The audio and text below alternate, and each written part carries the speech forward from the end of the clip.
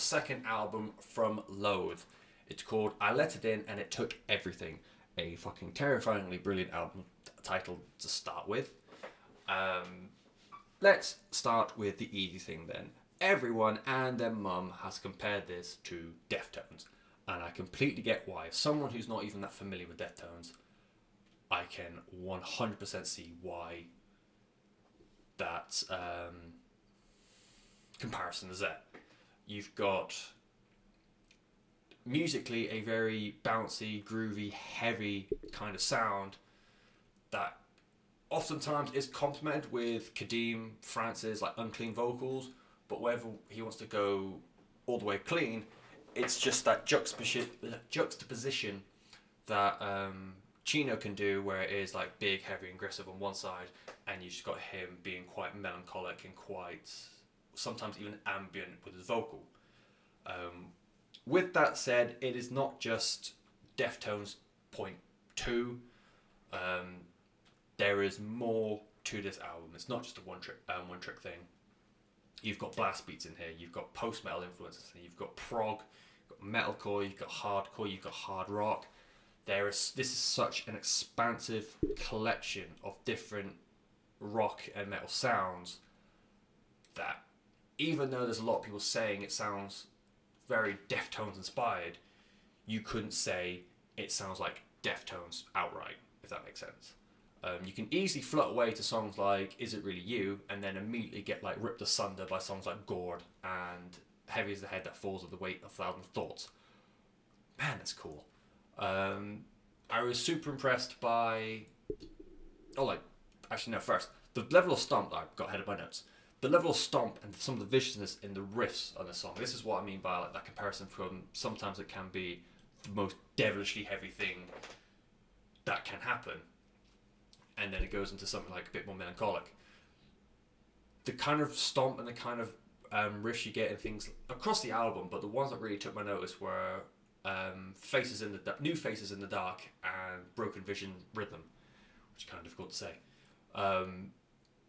I was thoroughly impressed, there we go, back to the note I got ahead of myself on, with the drumming of Sean Radcliffe. And I'm not quite sure if that's just because of where he sits in the mix or what, but he's commandeering a very bouncy nu metal style of drumming and reworking it into this dystopian post-metal, metalcore, hardcore, punk mess that sounds like it shouldn't be a thing. It sounds like it should not work, and sounds like it should be something that's a little bit weird. But like I said, I don't know if it's because he's like quite upfront in the mix and you can hear and you can feel every it's mostly particular on his like double kick bass.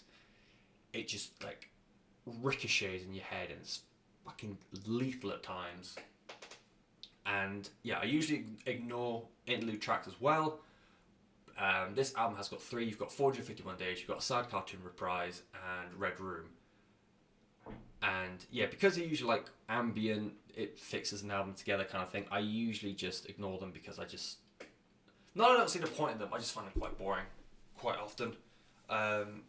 In this though, they didn't feel out of place. They felt very natural, they felt very much like they belonged in the album, particularly Red Room, because a lot of interlude tracks, and particularly 451 Days and a Sad Cartoon Reprise, both are guilty of this, but interlude tracks often tend to be just about a minute or two of just spacey sounds and ambience and that kind of thing, whereas Red Room keeps the feel of the album, where half of it is that like floaty ambience, and then it goes to the big crushing riffs from what the album does.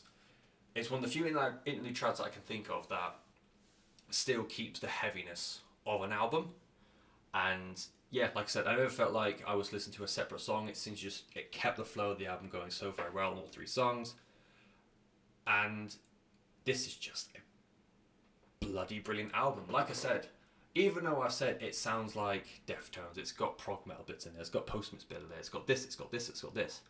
Although you can say it's got parts of another band that it sounds like, you can never say it sounds like this band, if that makes sense. Like, everyone keeps saying, "Oh, there's such like a big Deftones influence in there."